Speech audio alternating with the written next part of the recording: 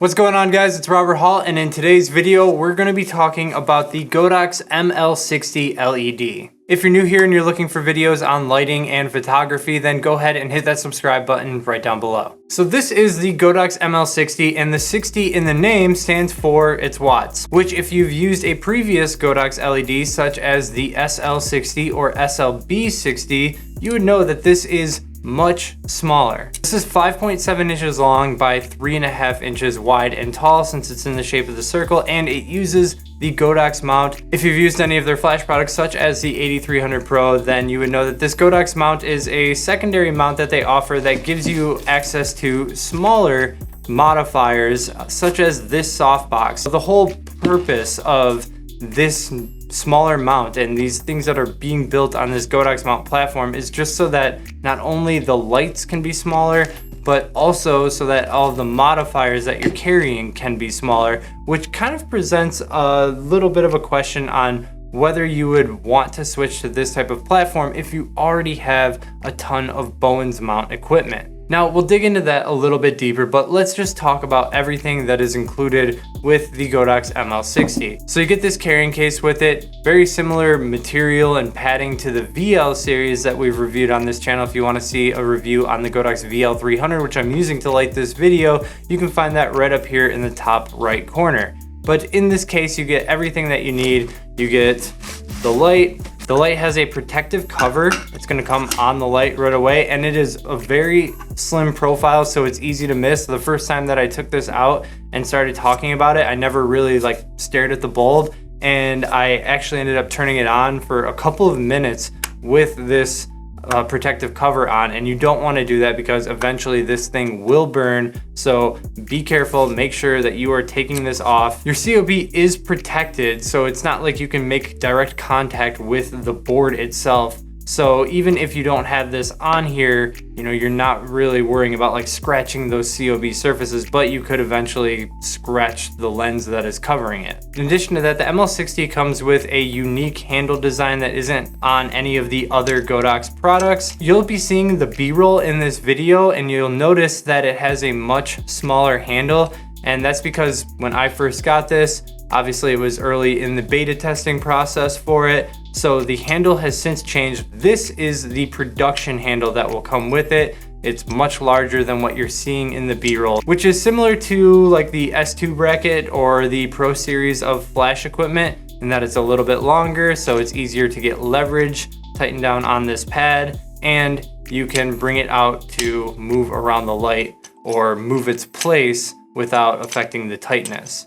But the connector to the top is identical to both the AD300 Pro and the AD200 Pro, in that tightens down here, and it's got some grooves in place to hold the light so that it's not panning left or right as you tighten it down. So this handle is not only your way to connect the flash to a stand, you can tighten it down on a stand right here, but it's also designed to be handheld right here. So if you got an assistant who just wants to hold the light and point it wherever you need, it's very comfortable to do so. And additionally, you'll see these 3 prongs right here on the front, and that is for the battery plate, which has receiver holes on the back of it so that you can easily click this into place, and this is where your batteries would go. Again, there is no internal battery on this device. And something that I like here is that if you go to set this down, there is this little kickstand right here, so that once you have the batteries on here, you don't have to worry about this falling over forward. You also get a reflector, GODOX mount reflector, that you can attach. There are Velcro connectors for connecting the power supply to this plate if you want to do a very short run. This is the aforementioned power adapter. So this is what you could attach up on the device if you wanted to kind of keep this locked off in a specific place and you always wanted AC power running to it. But I think that the beauty of this light is more in its portability. That's why it's designed to be so small. Very long power cable that you get with it. And then you get a couple smaller power cables, and these are for going from this pack to the back of the LED. So you've got a very short one in case you are using it handheld in this fashion, or if you want to mount your battery power further away from the light, then you've got a longer cable as well. For this little handheld setup, we're just going to use the small cable. And one really nice detail that I want to show here is this battery plate has a lock on it for the cable, which is really nice. So when you press this cable in and then you twist it, it is now locked into place and there is no way to pull that cable out. Although on the back of the device, there is no lock. The cable just clicks right in. Now for batteries, this uses 2 NPF style batteries. So if you're unfamiliar, NPF batteries are available in various sizes. These are the slimmest versions that you can get. So you can keep this really small, but as you get into bigger batteries, you're going to have longer battery life. So you can kind of pick your poison there on whether you want this to be extremely lightweight or whether you want it to last a lot longer. Now, something interesting, when you're using these small batteries, yes, you get a ton of portability, but as we crank that power up, I'm at 85% right now.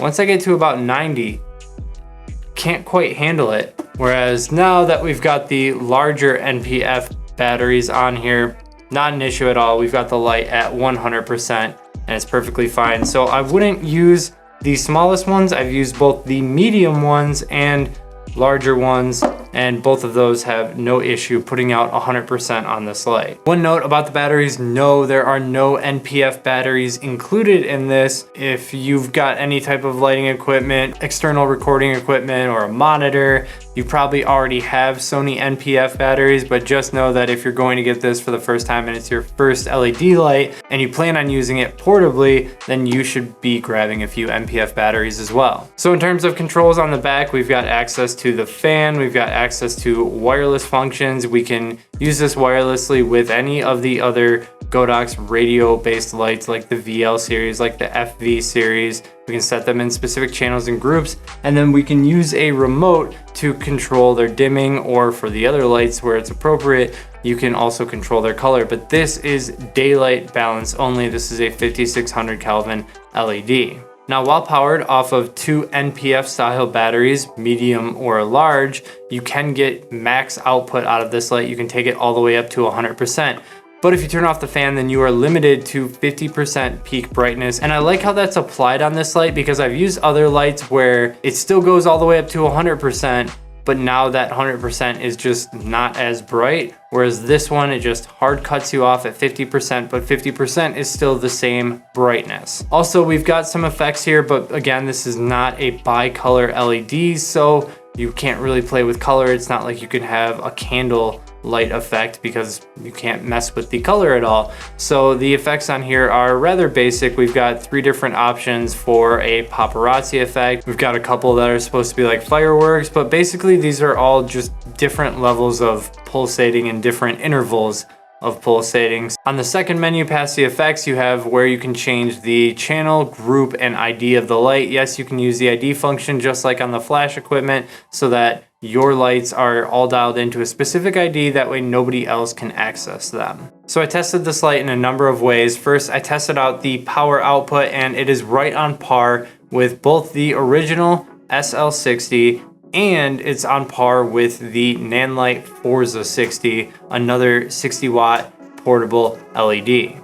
In terms of color, I used my Sekonic C800 colorimeter and found a CRI of over 97. I was getting about 97.2. And then the R9 spectrum, which is the most critical spectrum because that's where historically LEDs are very weak. The ML60 had a rating of over 98 in the R9 color spectrum. So that is really good. It means it's great for rendering skin tones. Now, I've told you guys before, the Godox mount, it's great if you can live within the constraints of only the modifiers that are available for the Godox mount, which right now I think is 3 softboxes, a snoot, a reflector, and that's pretty much it. So very limited, but if you're using a portable kit and you just know the light modifier that you need, or you're comfortable using that small of a light modifier, then you know that you're good. Now this is the AD-S60. This is the newest softbox that they've released. It's a 60 centimeter softbox, and if you guys have seen previous videos, I've reviewed the AD-S series before in the AD-S85. That is another proprietary Godox mount softbox. That one is 85 centimeters.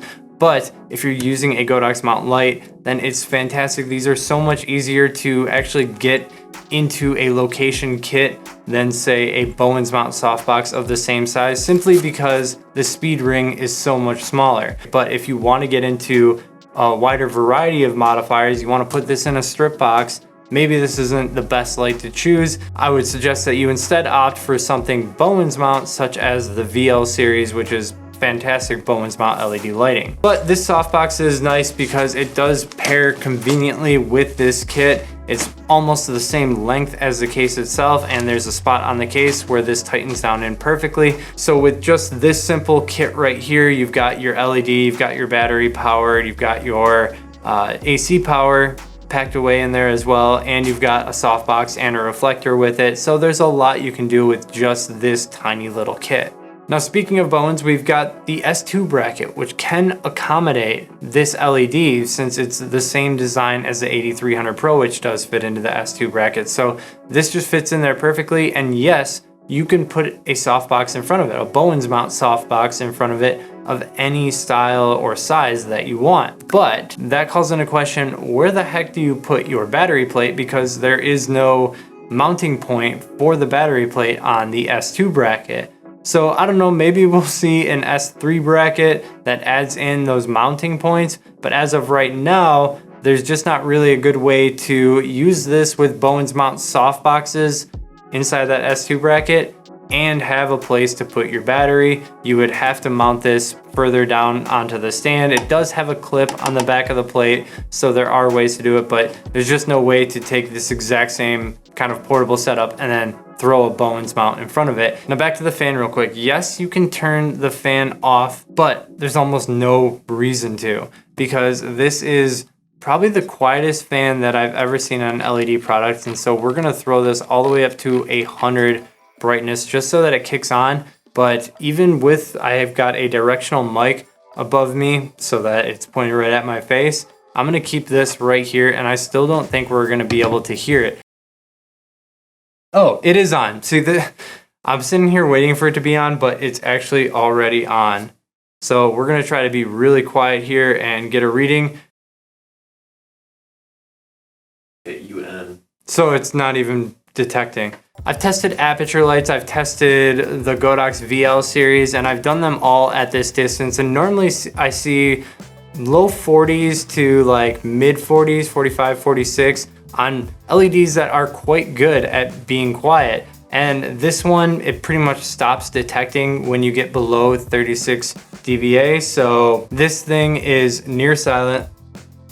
I literally have to put my ear directly above it to hear it, just to get that like wind direction to go straight into my ear. But when you're off axis from it, you still can't hear it at all. And if you're working on a project that's extremely audio sensitive, having the option to just turn that fan off and stick with the 50% power limitation, that works great. So this entire kit, not including the softbox, not including the batteries, but you know, everything that came in the case, as I talked about earlier, is $269, which puts it just below the Nanlite Forza 60 and pretty much hitting the exact same specs, the exact same CRI, roughly the same size. I'd say the Nanlite Forza is a little bit smaller of an LED, but this is practically the same size and takes up the same amount of space in a case. I think you can make a case for either one, but the one thing that I'll say about the Nanlite Forza is that they seem to have better thought out the Bowens mount attachment in advance. But in terms of control, effects, color quality, power options, power output, all those things are basically the same, and they're priced almost identically. I think $10 separates the Godox ML60 from the Nanlite Forza. So I think it's just about whichever type of native modifier you'd like to use, in which case the Godox modifiers that are available do tend to work out a little bit cheaper than their Nanlite Forza counterparts. Beyond that, I'll make the same claims that I thought about the Forza 60, in that this is either going to be great if you're looking for something run and gun to keep close for indoor settings. At 60 watts, this isn't going to be a light that you can go balance with bright sunlight. This is not going to be suitable for that type of work. But if you're lighting an indoor set and you just want a light that is quiet, it's going to be kept close, and you're working in lower light, I could perfectly use it in this type of situation, keeping it just out of frame, and it would be powerful enough to light this type of set. And outside of handheld run and gun type usage, I think that these type of small LEDs just work great as a boomable option. That would be more in the territory of hair lights or kicker lights or background lights. Now, I would like to see more modifiers. I'd like to see gridded snoots available for this to make it more appropriate for that type of application. But beyond that, I think that its specs, its CRI, and its power output, and the amount of power that is in this size of a light, I think are all great for its price. All right guys, I hope you enjoyed this video on the Godox ML60. If you did, leave this video a like, subscribe if you'd like to see more of my videos, and until next time, keep on shooting.